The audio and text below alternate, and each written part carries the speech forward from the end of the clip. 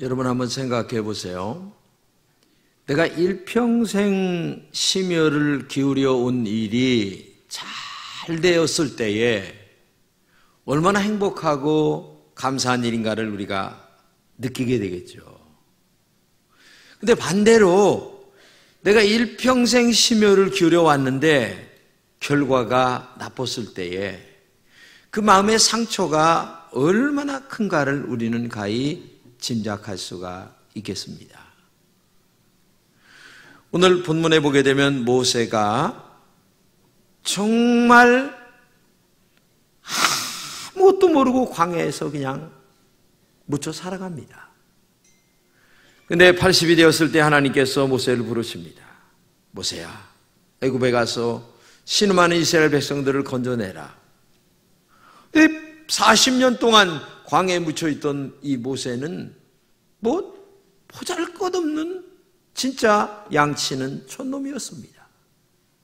그러니까 나는 갈 수가 없어요.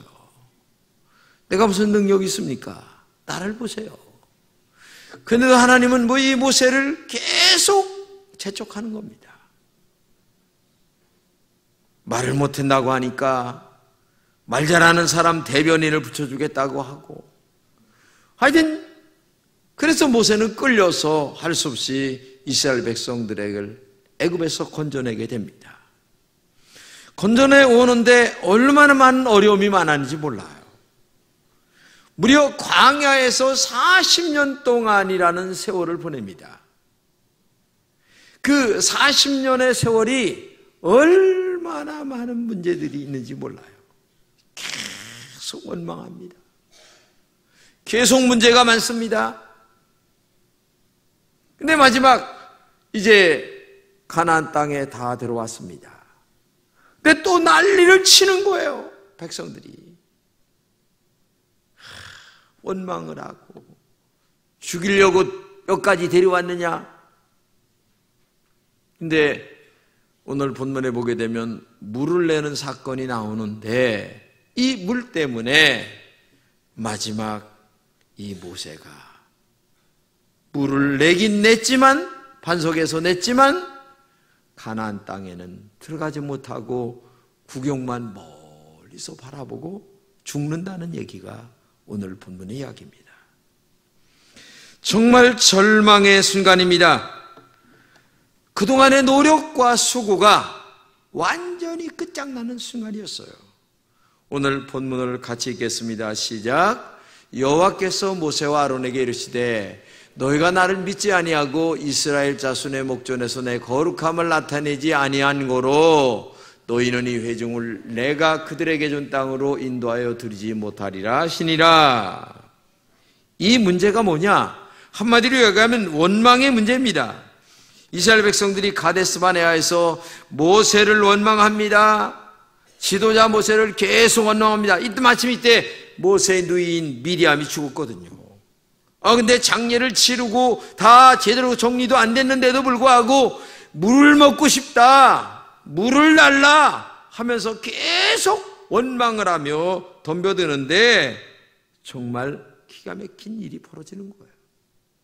아니 40년 동안 광야 생활 속에서 먹고 입고 마시고 하는 그 엄청난 일들이 있었는데도 불구하고 하나님의 능력을 믿지 못하고 지금도 계속 원망하는 이 백성들을 보세요. 하나님은 모세에게 말씀하십니다.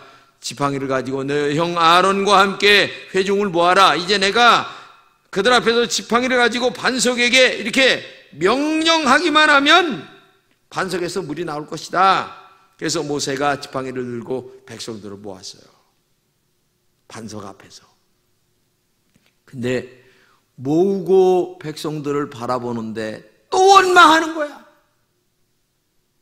얼마나 그냥 화가 치밀어 오르는지 그동안 수많은 원망으로 괴롭혀왔던 이 백성들을 볼 때에, 한두 번이 아닌 그들을 볼 때에 모세가 화가 치밀어 오르는 거예요.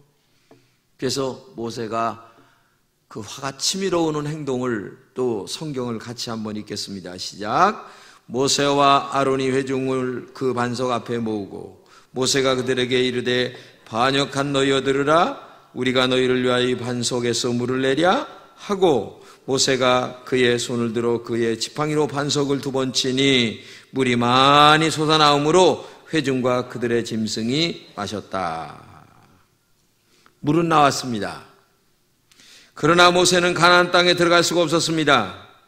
가나안 땅에 들어가기 위하여 40년 동안 광야 생활을 헤맸는데 회중 앞에 물은 펑펑 쏟아나오게 하는 승리는 했습니다. 그러나 가나안 땅에 들어갈 수 없는 쓰라린 실패를 맛보게 됐습니다. 큰 승리 뒤에 더 큰 실패라는 슬픔을 경험하는 순간이 바로 이 순간이었습니다. 여러분, 모세의 실패가 뭡니까? 한마디로 얘기하면 감정 조절에 대한 실패입니다. 모세는 정말 온유한 사람이었어요. 성경에 모세처럼 온유한 사람이 없다 이런 말이 있어요.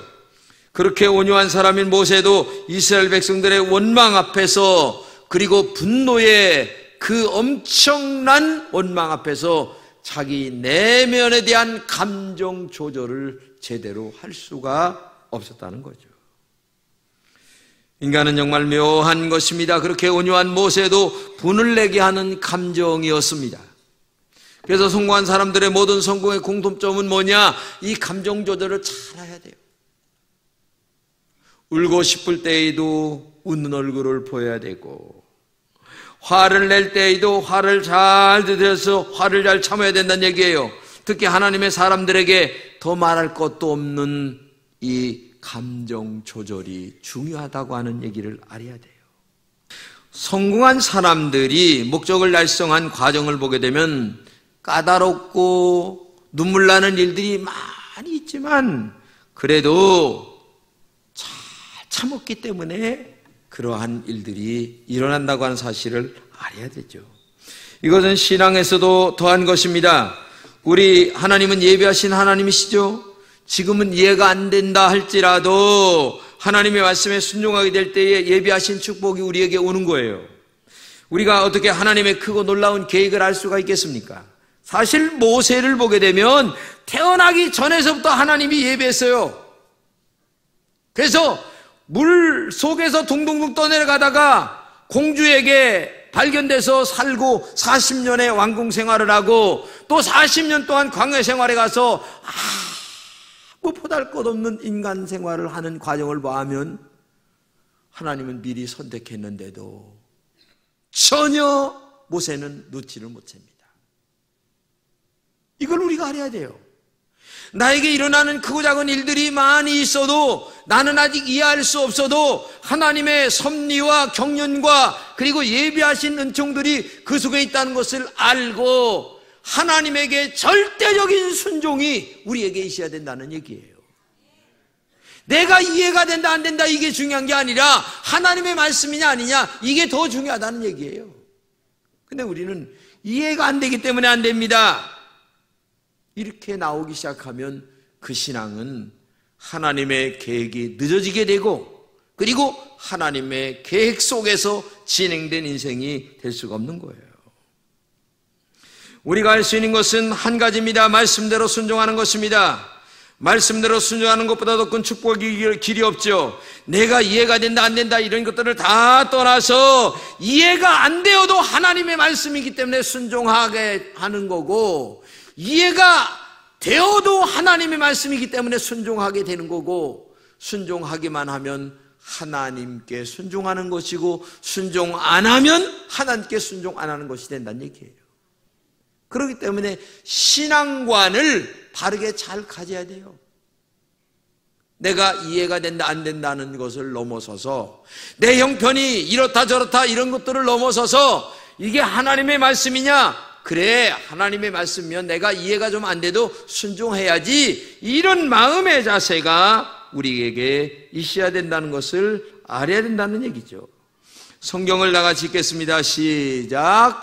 오직 내가 이것으로 그들에게 명하여 이르기를 너희는 내 목소리를 들으라. 그리하면 나는 너희의 하나님이 되겠고 너희는 내 백성이 되리라. 너희는 나의 행한 모든 길로 행하라. 그리하면 복을 받으리라. 그렇죠. 하나님의 축복을 받으려면 하나님의 목소리를 들을 줄 알아야 됩니다. 하나님의 말씀에 순종하는 이 마음, 하나님의 뜻을 저버리지 않는 마음, 순종을 통해서 기적이 나타나는 거예요. 순종을 통해서 능력이 나타나기 시작한다는 겁니다.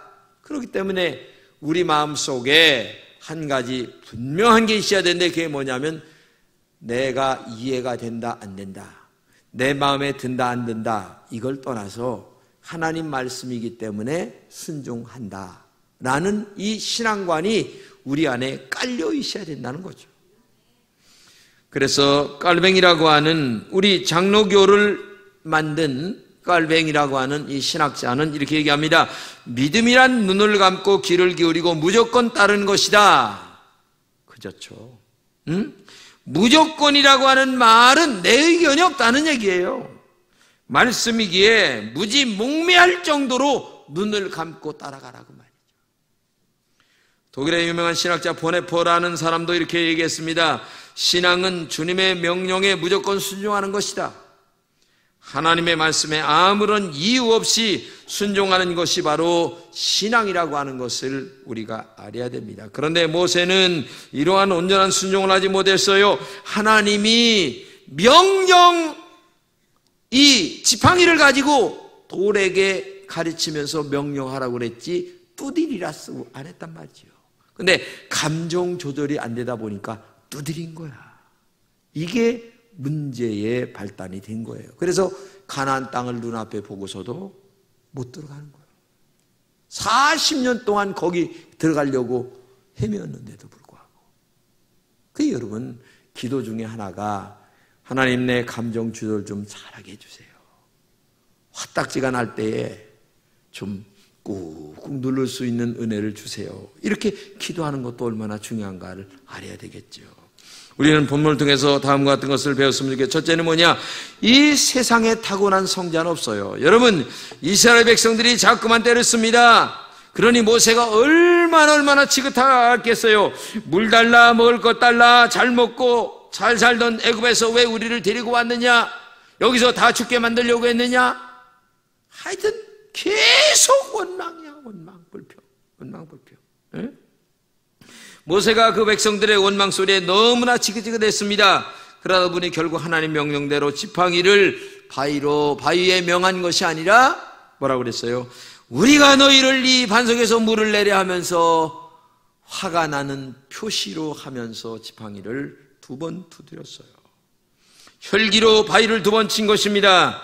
이렇게 행동한 것에 대해서 하나님께서 약속의 땅에 들어가지 못하는 세상에 40년 동안 기다려온 일이 하루아침에 물거품이 되는 결과를 가져오게 되는 거죠. 여러분이 교회 나오면서 성자를 보려고 교회 나오는 것이 아닙니다. 많은 사람들은 이렇게 얘기합니다. 아니, 교회 다니는 사람이 그런가? 아무개 집사 보니까 교회 다닌다는데, 아, 교회 다니는 사람이 그래? 이렇게 얘기를 합니다. 여러분, 그렇게 보지 마세요. 그 사람이 교회 나와서 교회 집사가 됐으니까 그 정도예요. 예? 알지도 못하고 지금. 예? 여러분, 교회 나와가지고 하루아침에 설교 말씀 듣고 아멘하고 100% 변화가 된다면 목사가 얼마나 춤을 추겠어요? 20년 말씀을 들었어도 변하지 않은 사람들이 태반이에요. 자기 주관성, 자기 감정, 그리고 내 뜻, 이거 안 버립니다. 그러니까 목사가 얼마나 힘들게 목회하는가를 여러분 알아야 돼요. 예?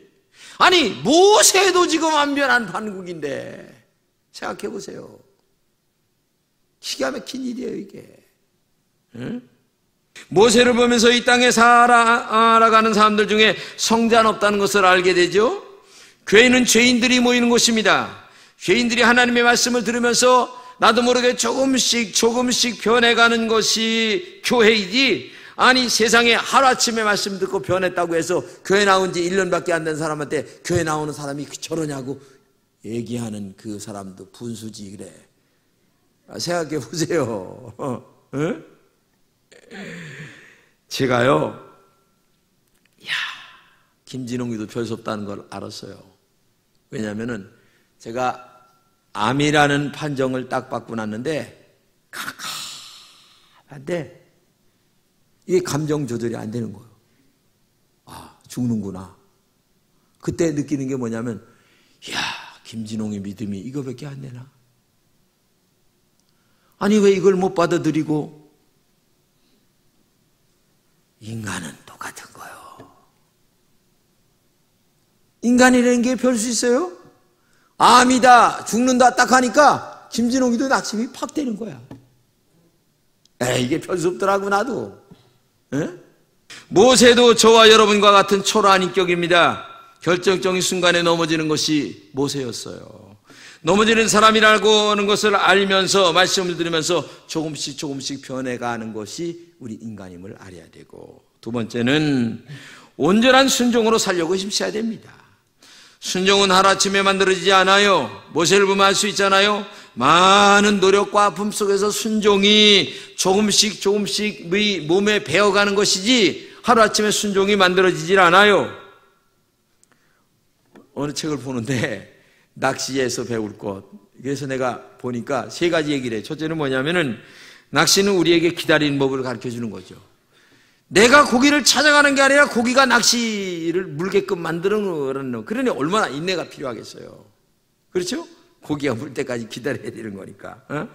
서두르지 말고 인내하고 기다리라, 이걸 가르치는 거고, 두 번째는 낚시를 보면서 자기를 본다는 거죠. 왜? 고기가 하도 안 물으니까 자기 자신을 생각할 수 있는 시간이 있다는 거예요. 자기 자신을 보란 얘기예요. 세 번째가 뭐냐? 낚시는 작은 것을 가지고 큰 것을 잡는 겁니다. 여러분, 이게 굉장히 중요하죠. 낚시는 조그만 미끼로 큰 것을 잡는 거예요. 사람은 작은 것을 위해서 큰 것을 희생하는 것은 어리석은 자입니다. 작은 것을 희생해서 큰 것을 얻는 것이 지혜란 얘기죠. 모세의 온전하지 못한 순종이 하나님을 믿지 못한 일이 되었어요. 그리고 하나님의 거룩함을 나타내지 아니했습니다. 하나님의 거룩함을 나타내지 못했다는 것은 지팡이로 명하여 물을 이렇게 나오게 해야 되는데 두 번 두드려서 냈다고 하는 말은 모세 자신이 하나님의 영광을 가로챘다고 하는 얘기예요. 네가 내었다, 물을. 이렇게 사람들로 하여금 들을 수 있게끔 만들었다는 얘기 아니겠습니까? 그렇기 때문에 우리가 하나님이라 할 때에 온전한 순종으로 하여 하나님께 영광을 돌리는 일이 있어야지, 온전한 순종이 안 될 때에 문제가 된다. 세 번째는 다투지 않으려고 애를 써야 됩니다. 오늘 일어난 사건은 다투기 때문에 생긴 일이죠. 이스라엘 백성과 모세와 계속 다툽니다. 그것도 영적인 문제가 아니라 먹고 사는 문제 때문에 계속 다퉜어요. 그러면 매번 어려우면 모세에게 덤벼들었어요. 그래서 모세의 샘물의 이름을 무리바 라고 하는데 뭐냐? 이 말은 이스라엘 자손이 여호와와 다투었다, 이렇게 얘기하는 말입니다. 여러분, 왜 모세와 다투었는데 하나님과 다투었다 이렇게 얘기를 할 수 있을까요? 지도자가 한마디 얘기하면 하나님의 말씀을 전하는 겁니다. 근데 하나님의 말씀에 순종하지 않는다면 그것은 하나님과 대적하는 거예요. 그렇기 때문에 이스라엘 자손이 여호와와 다투었다 이렇게 얘기를 하고 있는 거예요. 그렇기 때문에 항상 여러분과 제가 내 감정을 내가 다스리기가 힘들어요. 그렇기 때문에 하나님의 성령이 나를 지배해달라고 날마다 기도하면서 하나님, 오늘도 성령으로 나의 심장을, 아니면 나의 감정을, 내 마음을 다스려 주세요, 이런 마음으로 늘 기도하면서 자기 마음을 다스리려고 하는 은혜가 있어야 돼요. 내 힘으로 안 되거든요. 아니, 얼마나 화딱지가 나는 일들이 날마다 많은데 내 힘으로 내가 다스릴 것 같으면은 성자가 되게요? 내 힘으로 내가 안 되니까 하나님, 오늘도 성령으로 나를 지배해 주시고 하나님의 은혜로 말미암아 내가 나를 다스리게 하여 주옵소서, 이렇게 기도하는 사람이 되어야 되지 않겠느냐. 바울은 하나님 앞에서 성숙해지고 인생 경험이 풍부해지 가면서 죄 중에 괴수라는 것을 알았습니다. 이 말은 다른 말로 얘기하면 시간이 가면 갈수록 자기가 얼마나 부족한 것을 많이 아는 사람이어야 진짜 신앙인이란 얘기예요. 지가 목회를 해보니까 이제야 목회가 조금 뭔가 알 것 같아요. 다 끝나갈 때가 되니까. 에? 저는 우리 교회에서 이런 분들이 좀 많이 나왔으면 좋겠어요. 나이가 들고 이제 신앙생활 오래 한 사람이 후배들에게 하는 말이, 내가 죄인 중에 괴수다. 내가 죄인 중에 거물급 죄인이야.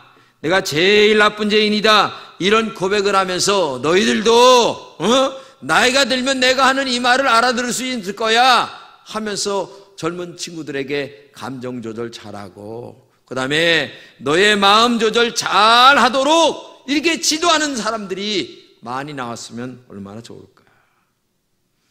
제가 제일 많이 하는 말 중에 하나가 정직하게 살자는 말인데, 이 말은 저에게 하는 말입니다. 제가 그렇지 못하기 때문에 그래요. 목사도 인간이고 목사도 보통 사람과 똑같아요. 똑같이 갈등도 하고 실수도 하고 넘어집니다. 매일같이 십자가의 보혈의 능력이 아니면 인간 김지롱이도 별 수 없어요. 왜? 인간이니까. 인간이니까. 모세가 실패했다면 누구나 실패합니다. 그래서 우리는 다투지 않으려고 힘쓰고 애써야 된다는 것을 알아야 돼요.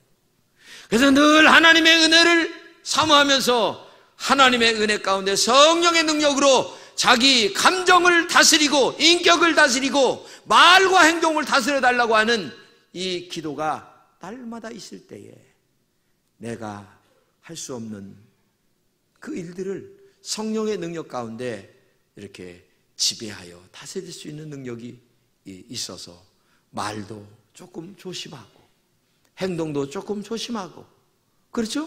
인간관계 말할 때에 부드럽게 얘기하고. 여러분, 너무 아내에게 야박하게 얘기하지 마세요. 남편에게 너무 그렇게 세게 나오지 마세요. 얼마 있다 죽을 건데 뭘 그렇게 아니 사랑만 하고 살아도 부족한 세월인데 뭘 그렇게 붙으면서 살라고 나이가 60이 넘어가지고도 그냥 뭐 진돗개 마냥 물고 늘어지려고. 참 나온 세상에. 아니 지금 나이가 몇 살인데 지금 생각해 보세요. 응? 이 소망 화장품의 강석창 장로님이 계신데 이분은 고등학교도 제대로 못 나왔어요. 근데 머리는 있어가지고 사업 기질이 있어요. 근데 화장품 회사에 이렇게 취직을 했는데 하도 잘하니까 한 파트를 맡겨서 사장이라는 이름을 맡겼어요. 근데 소망 화장품이다 그랬어요. 왜? 신앙생활을 열심히 하니까. 근데 회사가 잘 되니까 이 양반이 교만이 싹이 트기 시작하는데 정신이 없이 싹이 트는 거예요. 야, 나는 한국에서 제일 잘하는 사람이 될 것이다. 그런데 회사가 잘 됐어요.